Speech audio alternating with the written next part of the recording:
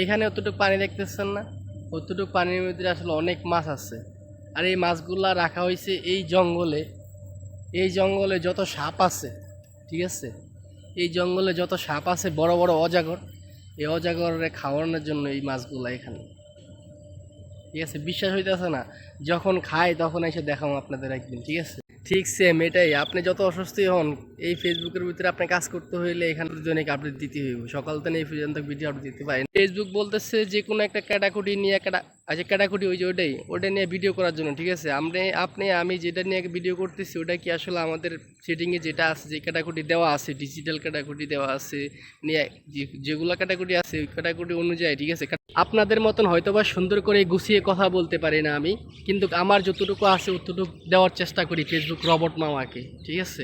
এই যে প্রাকৃতিক যে দৃশ্যগুলো আছে না, এগুলাই তুলে ধরি আমি ফেসবুক মামার কাছে, ঠিক আছে। কত সুন্দর দেখেন।